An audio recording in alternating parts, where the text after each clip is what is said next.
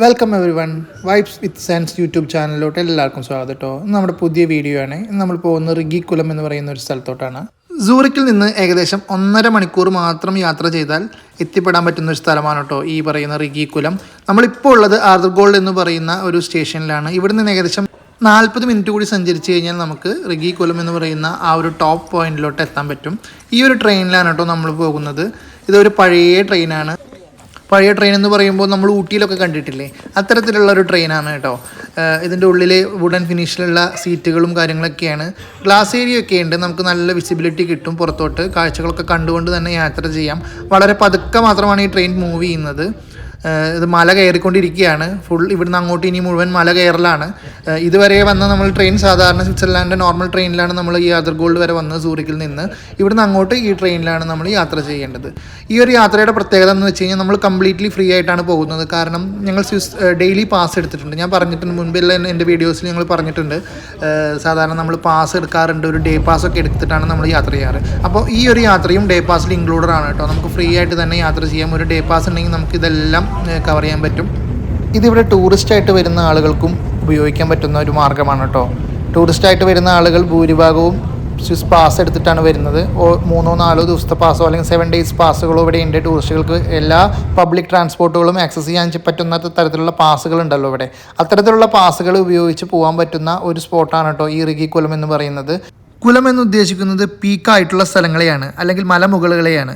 മുൻപ് നമ്മൾ ഹാർഡർ കുലം പോയിരുന്നു. ഇന്റർലേക്കിൻ്റെ പീക്കായിരുന്നു അത്.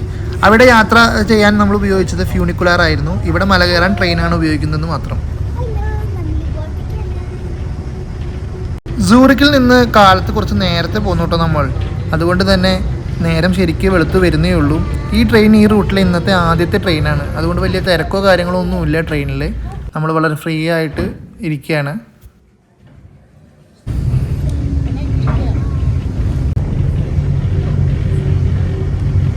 കുറച്ചങ്ങോട്ട് കയറിയപ്പോഴേക്കും പുറത്തെ കാഴ്ചകൾ മൊത്തത്തിൽ മാറി. മഞ്ഞ് മൂടി കിടക്കുന്ന പ്രദേശങ്ങളായി മാറി ചുറ്റുപാടും.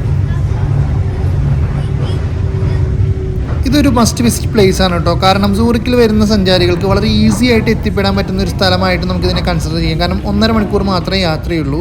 അതുപോലെ തന്നെ വളരെ ഇൻഎക്സ്പെൻസീവായിട്ട് നമുക്ക് വിസിറ്റ് ചെയ്യാൻ പറ്റുന്ന സ്ഥലമാണ്. സാധാരണ ടൂറിസ്റ്റുകളായി സ്വിറ്റ്സർലാൻഡിൽ വരുന്ന ആളുകളൊന്നും ഇത്തരത്തിലുള്ള സ്ഥലങ്ങളിലോട്ട് പോകാറില്ല. മെയിൻ സ്ഥലങ്ങളായ ഗ്രിൻഡൽവാൾഡ് അല്ലെങ്കിൽ ജെർമാറ്റ് പോലെയുള്ള സ്ഥലങ്ങളിലോട്ടാണ് ഭൂരിഭാഗം ആളുകളും പോവാറ്. എന്നാൽ ഇത്തരത്തിൽ വളരെ അടുത്ത് സൂറിക്കിൽ നിന്ന് പോയി വരാൻ പറ്റുന്ന സ്ഥലങ്ങളും ഇവിടെ ഉണ്ട്.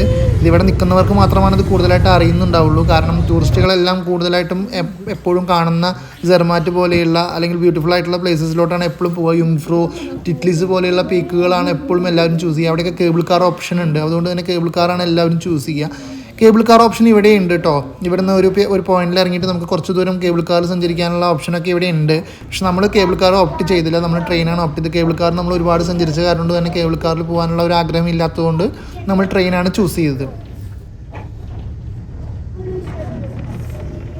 പിന്നെ നമ്മുടെ ഇന്നത്തെ യാത്ര ഈ പാസിനെ മാത്രം ബേസ് ചെയ്തായതുകൊണ്ട് തന്നെ നമ്മൾ വേറെ ഓപ്ഷനൊന്നും നോക്കിയില്ല. ഈവൻ കേബിൾ കാറിന് ചിലപ്പോൾ അഡീഷണൽ പേയ്മെൻറ്റ് നമ്മൾ കൊടുക്കേണ്ടി വരാം. അപ്പോൾ അതുകൊണ്ട് തന്നെ നമ്മൾ അതിലോട്ടൊന്നും പോയില്ല കേട്ടോ. മുകളിലോട്ട് പോകുന്തോറും കാഴ്ചകളൊക്കെ അതിമനോഹരമായി തുടങ്ങിയിട്ടോ. നല്ല ഭംഗിയുണ്ട് കാണാൻ. ഈ മലനിരകളൊക്കെ കാണാൻ, മഞ്ഞ് മൂടി കിടക്കുന്ന ഈ മലനിരകൾ കാണാൻ വളരെ ബ്യൂട്ടിഫുൾ ആണ് കേട്ടോ.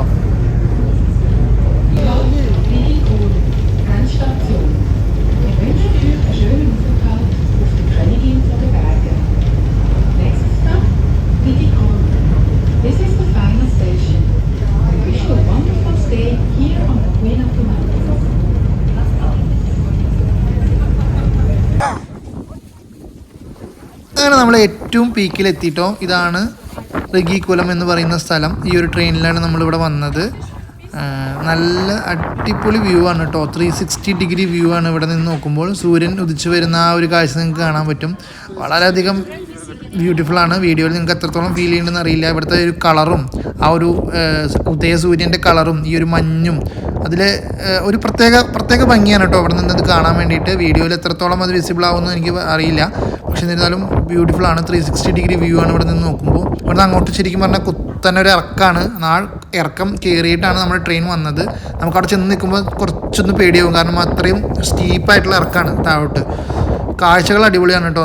ഈ കാണുന്നതൊക്കെ നല്ല അടിപൊളിയാണ്. നല്ല തണുപ്പുണ്ട്. ഏകദേശം ഒരു 6-7 ആയിരിക്കും ഇവിടുത്തെ ടെമ്പറേച്ചർ എന്നാണ് എനിക്ക് തോന്നുന്നത്. അത്രയും തണുപ്പുണ്ട് ഇവിടെ. പക്ഷേ നമുക്ക് ആ ഒരു കാഴ്ചകളുടെ ഭംഗി കാരണം നമുക്കത് ഫീൽ ചെയ്യുന്നില്ല.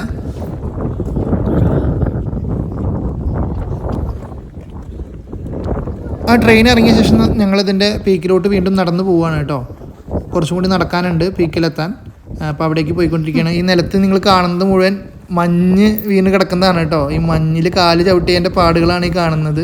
അവിടെ കോൺക്രീറ്റ് ചെയ്ത ആ ഒരു ഫ്ലോറിനനുസരിച്ച് തന്നെ അതിൽ മഞ്ഞ് വീണ് കിടക്കുന്ന നല്ല ഡിസൈനായിട്ട് കിടക്കുന്നുണ്ട്. അതുപോലെ ആളുകൾ ചവിട്ടി നടന്നതിൻ്റെ പാടുകളും ആ മഞ്ഞിൽ നിങ്ങൾക്ക് കാണാൻ പറ്റും. ഏതായാലും അടിപൊളി വ്യൂ ആണ്.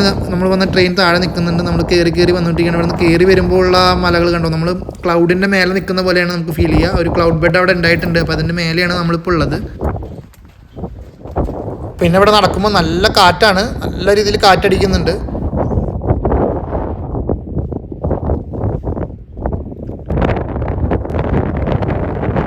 ഇത്തരത്തിലുള്ള സ്ഥലങ്ങളെല്ലാം ജീവിതത്തിൽ ഒരിക്കലെങ്കിലും നമ്മൾ കാണണം കേട്ടോ. കാരണം ഇത്രയും സുന്ദരമായ സ്ഥലങ്ങൾ ലോകത്തുണ്ട് എന്നുള്ളത് നമ്മൾ കേട്ടറിവ് മാത്രം ഉണ്ടായിട്ട് നമുക്ക് കാര്യമില്ലല്ലോ. നമുക്കെല്ലാം കണ്ടുകൂടി ആസ്വദിക്കാനുള്ള ഒരവസരം നമുക്കുണ്ടാവണം. അപ്പോൾ അതുകൊണ്ട് തന്നെ ഒരു അവസരം കിട്ടിക്കഴിഞ്ഞാൽ ആരും ഇത്തരത്തിലുള്ള കാഴ്ചകൾ മിസ്സാക്കരുത്. യൂറോപ്യൻ രാജ്യങ്ങളിലുള്ള ഇത്തരത്തിലുള്ള വ്യൂസ്, പ്രത്യേകിച്ച് സ്വിറ്റ്സർലാൻഡിലുള്ള ഇത്തരത്തിലുള്ള മനോഹരമായ കാഴ്ചകൾ നമ്മുടെ ജീവിതത്തിൽ ഒരിക്കലും കണ്ടിരിക്കണം കേട്ടോ. കാരണം അത്രയും ബ്യൂട്ടിഫുള്ളാണ്.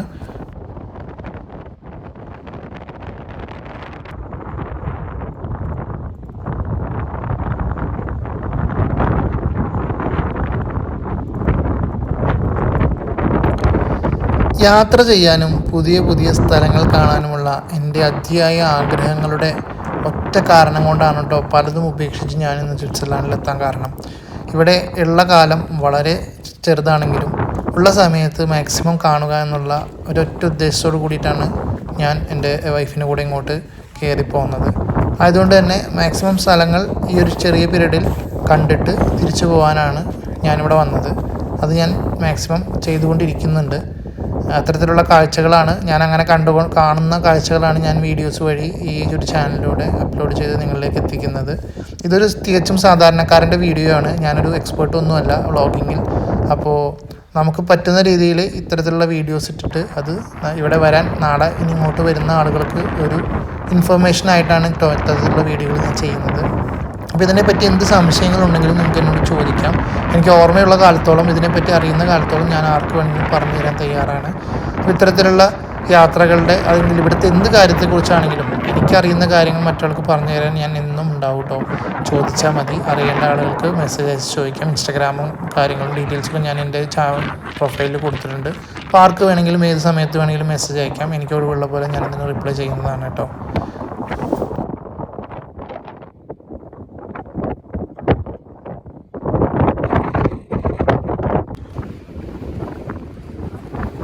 ഇതാണ് കേട്ടോ റിഗി കുലം എന്ന് പറയുന്ന ആ ഒരു ഏറ്റവും പീക്ക് പോയിൻ്റ്. ഇവിടെ നിന്ന് കാണുന്ന കാഴ്ച എന്ന് പറയുന്ന ഇത്തരത്തിലാണ്. നമുക്ക് താഴോട്ടൊന്നും കാണില്ല, ഫുൾ ക്ലൗഡാണ്. ഈ ഒരു ക്ലൗഡ് ബെഡ് തന്നെയാണ് ഇവിടുത്തെ ആ ഒരു ബ്യൂട്ടിഫുൾ ആയിട്ടുള്ള കാഴ്ച. എന്തായാലും നല്ല അടിപൊളി വിൻഡാണ് ഇവിടെ. നമുക്കിവിടെ നിൽക്കാൻ പറ്റാത്ത രീതിയിൽ കാറ്റ് വീശിക്കൊണ്ടിരിക്കുകയാണ്. അതുപോലെ തന്നെ തണുപ്പുമുണ്ട്. അപ്പോൾ അതുകൊണ്ട് അധിക സമയം ഇവിടെ സ്പെൻഡ് ചെയ്യാൻ പറ്റില്ല നമുക്ക്. കാരണം നമുക്കതിനെ അതിജീവിക്കാൻ ബുദ്ധിമുട്ടാണ്. അത്രയും കാറ്റും അത്രയും തണുപ്പുമാണ്. അപ്പോൾ അതുകൊണ്ട് തന്നെ നമ്മൾ കുറച്ച് നേരമേ ഇവിടെ സ്പെൻഡ് ചെയ്തുള്ളൂ. അതിനുശേഷം ഞങ്ങൾ കുറച്ച് വീഡിയോസും ഫോട്ടോസും കാര്യങ്ങളൊക്കെ എടുത്ത ശേഷം പെട്ടെന്ന് തന്നെ ഈ ഒരു പോയിന്റിൽ നിന്ന് താഴോട്ട് ഇറങ്ങി.